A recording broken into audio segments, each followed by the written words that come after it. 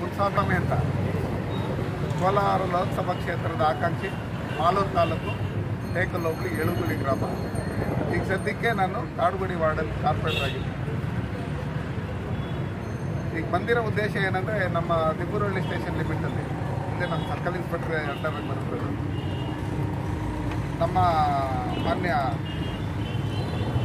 ಲೋಕಸಭೆ ಸದಸ್ಯರಾದಂಥ KH ಮುನಿಯಪ್ಪನವರು ನಮ್ಮ ಗುರ್ಮಿಲ್ಲಹಳ್ಳಿ ಆ ವಿಲೇಜಲ್ಲಿ ಈ ಬಡವ್ರಿಗೆ ಸೇರಬೇಕಾಗಿರ್ತಕ್ಕಂಥ ಸರ್ಕಾರಿ ಜಮೀನುಗಳು, ಸರ್ಕಾರ ಗೋಮಾಳಗಳು ಏನಿತ್ತು, ಆ ಗೋಮಾಳನೆಲ್ಲ ಟೋಟಲ್ ಅವ್ರ ಫ್ಯಾಮಿಲಿಗೆ ಹಾಕೊಂಡ್ಬಿಟ್ಟಿದ್ದಾರೆ. ಹತ್ತತ್ರ 410 ಎಕರೆ. 7 ಸಲ ಸತತವಾಗಿ ಈ ಕೋಲಾರ ಲೋಕಸಭಾ ಕ್ಷೇತ್ರದ ಸಂಸದರಾಗಿ, 2 ಸಲ ಮಿನಿಸ್ಟರ್ ಆಗಿ ಅವರು ಬಡವ್ರಿಗೆ ಏನು ಸೇರಬೇಕು, ಅಟ್ಲೀಸ್ಟ್ ಕುಡಿಯೋಕ್ಕೂ ನೀರು ಕೊಟ್ಟಿಲ್ಲ, ತೊಳ್ಕೊಳ್ಳೋಕ್ಕೂ ನೀರು ಕೊಟ್ಟಿಲ್ಲ ಕೋಲಾರ ಜಿಲ್ಲೆಗೆ. ನಾವು ಅಚ್ಚು ಮತ್ತು ಗಾಲಿ ಕಾರ್ಖಾನೆ ಮಾಡ್ತೀರಿ ಅಂತ ಹೇಳಿದರು, ಮತ್ತು ರೈಲ್ವೆ ಕೋಚ್ ಕಾರ್ಖಾನೆ ಮಾಡ್ತೀನಿ ಅಂತ ಹೇಳಿದರು. ಕೋಲಾರ ಗೋಲ್ಡ್ ಫೀಲ್ಡ್ ಏನು ಕಾರ್ಖಾನೆ ಇದೆ ಅದನ್ನು ನಾವು ಓಪನ್ ಮಾಡ್ತೀನಿ ಅಂತ ಹೇಳಿದರು. ಮತ್ತು ಶಾಶ್ವತ ನೀರಾವರಿ ಯೋಜನೆ ಮಾಡ್ತೀನಿ ಅಂತಲೂ ಹೇಳಿದರು. ಮತ್ತು ಈ ಕೋಲಾರ ಜಿಲ್ಲೆ ಜನಕ್ಕೆ ನಿರುದ್ಯೋಗಿಗಳೇನಿದೆ, ವಿದ್ಯಾವಂತರು ಏನಿದ್ದಾರೆ, ಆ ವಿದ್ಯಾವಂತರಿಗೆ ಉದ್ಯೋಗ ಕಲ್ಪಿಸ್ತೀರಿ, ಇಲ್ಲೇ ಎಲ್ಲ ಕಂಪ್ನಿಗಳೆಲ್ಲ ಇದು ಮಾಡಿ ಅಂತ ಹೇಳಿದರು.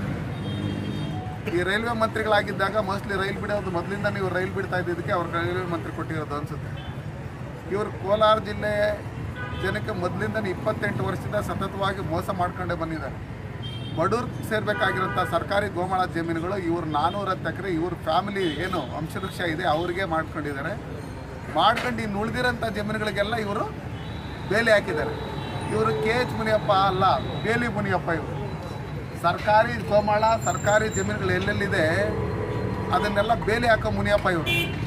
ಅದಕ್ಕೋಸ್ಕರ ಇವ್ರದ್ದು ಇದೊಂದೇ ಅಲ್ಲ, ಇದು ಬರೀ ಸ್ಯಾಂಪಲ್ ಅಷ್ಟೇ. ಈಗೇನು ನಾವು ಕೊಟ್ಟಿದ್ದೀರಿ, ಅವ್ರು ಹೇಳಿದ್ರು ಕೋಲಾರ ಜಿಲ್ಲೆಯಲ್ಲಿ ಯಾರಾದರೂ ಗಂಡಸರಿದ್ರೆ ನಾನು ಪರವಾಗಿ, ನನ್ನ ವಿರುದ್ಧವಾಗಿ ಕಂಪ್ಲೇಂಟ್ ಕೊಡೋರಿದ್ರೆ ಕೊಡ್ರಿ ಅಂತ ಹೇಳ್ಬಿಟ್ಟು ನಾವೆಲ್ಲ ಕೋಲಾರ ಜಿಲ್ಲೆಯವರು, ಕೋಲಾರ ಲೋಕಸಭಾ ಕ್ಷೇತ್ರದವ್ರು ನಾವೆಲ್ಲ ಗಂಡಸ್ರೆ ಅರ್ಥ ಆಯ್ತು. ಅದಕ್ಕೋಸ್ಕರ ನಾವು ಇಲ್ಲಿಗೆ ಠಾಣಾಧಿಕಾರಿಗಳಿಗೆ ಕಂಪ್ಲೇಂಟ್ ಕೊಡೋಕ್ಕೆ ಬಂದಿದ್ದೀರಿ. ಇದಾದಮೇಲೆ ನಾವು DC ಅವ್ರಿಗೂ ಕಂಪ್ಲೇಂಟ್ ಕೊಡ್ತೀರಿ. ಅವರು ನಿನ್ನೆ ಮೀಡಿಯಾ ಮಾಧ್ಯಮದವ್ರಿಗೆ ಹೇಳಿದ್ದಾರೆ, ಯಾರೇ ಬಂದು ಕಂಪ್ಲೇಂಟ್ ಕೊಟ್ಟರೆ ನಾವು ಅದ್ರ ಮೇಲೆ ಆ್ಯಕ್ಷನ್ ತಗೊಂಡು ಕಂಪ್ಲೇಂಟ್ ಕೇಸ್ ಬುಕ್ ಮಾಡಿ ನಾನು ಕಾನೂನು ರೀತಿಯಲ್ಲಿ ತನಿಖೆ ಮಾಡ್ತೀನಿ ಅಂತ ಹೇಳಿದ್ದಾರೆ. ಅದೇ ರೀತಿಯಲ್ಲಿ SP ಅವರೂ ಹೇಳಿದ್ದಾರೆ. ಈಗಾಗಲೇ ನಾವು ಕೋಲಾರ ನಗರದಲ್ಲಿ ಇದರಲ್ಲಿ ಪ್ರೊಟೆಸ್ಟ್ ಎಲ್ಲ ಮಾಡಿದ್ದೀರಿ. ಇಂಥ KH ಮುನಿಯಪ್ಪ ಏನಿದ್ದಾರೆ, ಕೋಲಾರ ಜಮೀನುಗಳನ್ನು ಕೋಲಾರ ಜನಗಳಿಗೆ ಮೋಸ ಮಾಡಿ ಕಬಳಿಸಿರ್ತಕ್ಕಂಥ ಸುಮಾರು ಒಂದು 2000 ಎಕರೆ. ಇದು ಸ್ಯಾಂಪಲ್ ಇನ್ನೂ ಮುಂದೆ ಬಿಡ್ತೀರಿ. ಚುನಾವಣೆ ದಿನಾಂಕ ಹತ್ತಿರ ಬರ್ತಾ ಇದ್ದಂಗೆ ಇನ್ನೂ ಸುಮಾರು ನಮ್ಮ ಹತ್ರ ಅಸ್ತ್ರಗಳಿದೆ, ಇನ್ನೂ ಬ್ರಹ್ಮಾಸ್ತ್ರಗಳೆಲ್ಲ ಇದ್ದಾವೆ. ಇದು ಬರೀ ಒಂದೊಂದು ಚಿಕ್ಕ ಅಸ್ತ್ರ ಇದು ಬಿಟ್ಟಿದ್ದೀರಿ. ಇಂಥವ್ರ ವಿರುದ್ಧವಾಗಿ ಕೂಡಲೇ ಕೇಸ್ ಬುಕ್ ಮಾಡಬೇಕು. ಮತ್ತು ನಮಗೆ ಹೋಮ್ ಮಿನಿಸ್ಟರ್ಗೂ ಕೊಟ್ಟಿದ್ದೀರಿ, CMಗೂ ಕಂಪ್ಲೇಂಟ್ ಮಾಡಿದ್ದೀರಿ. ಇದ್ರ ವಿರುದ್ಧವಾಗಿ CBI ತನಿಖೆ ಕೊಡಬೇಕು. ಇವ್ರ ಹಿಂದೆ ಯಾರ್ಯಾರಿದ್ದಾರೆ, ಇವ್ರ ಹಿಂದೆ ಯಾವ ಅಧಿಕಾರಿಗಳು ಈ ಸರ್ಕಾರಿ ಜಮೀನುಗಳನ್ನು ಅವ್ರು ಹೊಡ್ಕೊಳ್ಳೋದಕ್ಕೆ ಪ್ರಯತ್ನ ಪಟ್ಟವ್ರೆ, ಅವ್ರಿಗೆ ಸಹಕರಿಸವ್ರೆ, ಅವ್ರನ್ನೆಲ್ಲ ಸಸ್ಪೆಂಡ್ ಮಾಡಬೇಕು. CBI ಎನ್ಕ್ವೈರಿ ಮಾಡಿ ಇವರು ಯಾರ್ಯಾರ ಹೆಸರಲ್ಲಿ ಬೇನಾಮಿ ಆಸ್ತಿಗಳು ಮಾಡಿದ್ದಾರೆ ಅದನ್ನೆಲ್ಲ ತನಿಖೆ ಮಾಡಿ ನಮ್ಮ ಕೋಲಾರ ಜಿಲ್ಲೆ ಜನತೆಗೆ ಅದನ್ನು ಕೊಡಬೇಕು. ಅವ್ರನ್ನ ಮತ್ತೆ ಬಂಧಿಸಬೇಕು. KH ಮುನಿಯಪ್ಪ ಅವ್ರನ್ನ ಕೋಲಾರ ಜಿಲ್ಲೆ ಜನದ ಹೆಸರುಗಳು ಹೇಳ್ಕೊಂಡು ಇವತ್ತೇನು 7 ಸಲ ಅವರು MP ಆಗಿ ಕೋಲಾರ ಜಿಲ್ಲೆಗೆ ಏನೂ ಹೆಸರು ಉಳ್ಕೊಳ್ಳೋಂಥ ಕೆಲಸಗಳು ಏನೂ ಮಾಡಿಲ್ಲ. ಇವತ್ತು ನಮ್ಮ ಹಳ್ಳಿಯಲ್ಲಿ ಹೋದರೆ ಆ ಕುಂಟೆಗಳಲ್ಲಿ ದನ ಕರುಗಳಿಗೆ ಕುಡಿಯೋಕ್ಕೆ ನೀರಿಲ್ಲ. ಅಟ್ಲೀಸ್ಟ್ ನಮ್ಮವರು ಎಲ್ಲ ಆಚೆ ತೋಪ್ ಕಡೆ ಓಟ್ಬಿಟ್ಟು ತೊಳ್ಕೊಳ್ಳೋಕ್ಕೂ ನೀರಿಲ್ಲ. ಇಂಥ ಮಟ್ಟಕ್ಕೆ ತಂದಿದ್ದಾರೆ. ಅದಕ್ಕೋಸ್ಕರ ಯಾವತ್ತು ಅವ್ರು 28 ವರ್ಷದಿಂದ ನಮ್ಮ ಕೋಲಾರ ಲೋಕಸಭಾ ಕ್ಷೇತ್ರದಲ್ಲಿ ಜನ ಓಟ್ ಹಾಕೋಕ್ಕೆ ಶುರು ಮಾಡಿದ್ರು, ಅವತ್ತಿಂದನೂ ನಮ್ಮ ಕೋಲಾರ ಲೋಕಸಭಾ ಕ್ಷೇತ್ರಕ್ಕೆ ಬರಗಾಲ ಆವರಿಸ್ಕೊಂಡಿದೆ. ಅದಕ್ಕೋಸ್ಕರ ಅವ್ರಿಗೆಲ್ಲ ಮುಕ್ತಿ ಕೊಡಬೇಕು. ಅವ್ರನ್ನ ಮನೆಗೆ ಕಳಿಸೋಂಥ ಕೆಲಸ ನಮ್ಮ ಕೋಲಾರ ಜಿಲ್ಲೆ ಜನ ಎಲ್ಲರೂ ಮಾಡಬೇಕು.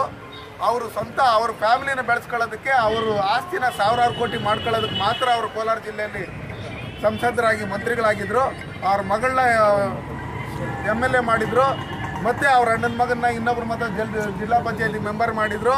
ಇನ್ನೊಂದು ಮಗಳಿಗೆ ಮುಳಬಾಗಿಲು ಕ್ಷೇತ್ರದಲ್ಲಿ ಟಿಕೆಟ್ ಕೇಳಿದರು. ಈ ಥರ ಮಾಡ್ಕೊಂಡು ಬರೀ ಅವ್ರ ಫ್ಯಾಮಿಲಿಗೆ ಬೆಳೆಸ್ಕೊಳ್ಳೋದಾದರೆ ಇಡೀ ಕೋಲಾರ ಲೋಕಸಭಾ ಕ್ಷೇತ್ರದ ಜನ ಓಟ್ ಹಾಕಿದ್ರಲ್ಲ ಅವ್ರ ಗತಿ ಏನು? ಅವ್ರಿಗೆ ನೀವು ಮೋಸ ಮಾಡಿದ್ದೀರಿ. ನೀವು ಅವ್ರಿಗೆ ಮಖ ನೋಡ್ಸೋಕ್ಕೂ ನಿಮ್ಗೆ ಹೋಗ್ತಾ ಇಲ್ಲ. ಆ ಥರ ಇರಬೇಕಾದ್ರೆ ನೀವು ಈಗಲೇ ರಾಜೀನಾಮೆ, ಏನು ನಿಮ್ದು ಅವಧಿನೂ ಮುಗಿದೋಗಿದೆ, ನೀವು ಚುನಾವಣೆ ಕಣಕ್ಕೆ ನಿಂತ್ಕೊಂಬಾರ್ದು ಅಂತ ಹೇಳ್ಬಿಟ್ಟು ಹೇಳಿ ಕಾಂಗ್ರೆಸ್ ಅವ್ರು ಹೇಳ್ತಾ ಇದ್ದಾರೆ. ಒಂದು ಗುಂಪು ಹೋಗಿದ್ದಾರೆ ಡೆಲ್ಲಿಗೆ. ನಾನು ಆ ಕಾಂಗ್ರೆಸ್ ಮುಖಂಡರನ್ನ ನಾನು ಕೇಳ್ಕೊಳ್ಳೋದಿಷ್ಟೇ, ನೀವು ಮಾಡಬೇಕಾಗಿರೋದಿಷ್ಟೇ, ಚುನಾವಣೆ ಕಾತ್ನಿ ನಿಂತ್ಕೊಬೇಕು. ನಮ್ಮ ಭಾರತೀಯ ಜನತಾ ಪಾರ್ಟಿಯಿಂದ ಪಾರ್ಟಿಯಲ್ಲಿ ಯಾರಿಗೆ ಟಿಕೆಟ್ ಕೊಟ್ರೇನೋ ಅವ್ರನ್ನ ಠೇವಣಿನೂ ಬರ್ಕೊಡ್ದು ಆ ರೀತಿಯಲ್ಲಿ ಸೋಲಿಸಿ ಮನೆಗೆ ಕಳಿಸ್ಬೇಕು, ಆ ಥರ ಮಾಡಬೇಕು. ಅವಾಗಲೇ ಅದು ತಕ್ಕ ಸಾಕ್ಷಿ ಸಿಕ್ಕೋದು, ಅವಾಗಲೇ ಅದನ್ನ ಗರ್ವಾಗೋದು. ಜನ ನನಗೆ ಓಟ್ ಹಾಕಿದ್ದು ಯಾವ ಥರ, ಈ ಕೋಲಾರ ಜಿಲ್ಲೆಯಲ್ಲಿ ಯಾರ್ಯಾರು ಶಾಸಕರಿದ್ದಾರೆ, ಯಾವ್ಯಾವ ಪಾರ್ಟಿಯವರು ಇದ್ದಾರೆ, ಯಾವ ರೀತಿ divide and rules policy British policy ಮಾಡಿದ್ರು, ಯಾರ್ಯಾರು ಎಲ್ಲೆಲ್ಲಿ ತುಳಿದ್ರು ಅಂತ ಹೇಳ್ಬಿಟ್ಟು ನಿಮ್ಗೆಲ್ಲರಿಗೂ ಗೊತ್ತಿರತಕ್ಕಂಥದ್ದು ಕೋಲಾರ ಲೋಕಸಭಾ ಕ್ಷೇತ್ರದಲ್ಲಿ ಜನತೆಗೆ. ಅದಕ್ಕೋಸ್ಕರ ಬರುವಂಥ ಚುನಾವಣೆಯಲ್ಲಿ ನರೇಂದ್ರ ಮೋದಿ ಅವರು ಮತ್ತೆ ಪ್ರಧಾನಮಂತ್ರಿ ಆಗಬೇಕು. ಅವ್ರು ಪ್ರಧಾನಮಂತ್ರಿ ಆಗಬೇಕಾದ್ರೆ ನಮ್ಮ ಕೋಲಾರ ಲೋಕಸಭಾ ಕ್ಷೇತ್ರದಿಂದನೂ ಒಂದು MP ನ ಗೆಲ್ಸಿ ಕಳಿಸ್ಕೊಡ್ಬೇಕು ಅಂತ ಹೇಳ್ಬಿಟ್ಟು ಹೇಳಿ ಈ ಮೂಲಕ ನಾನು ಕೇಳ್ಕೊಳ್ತೀನಿ.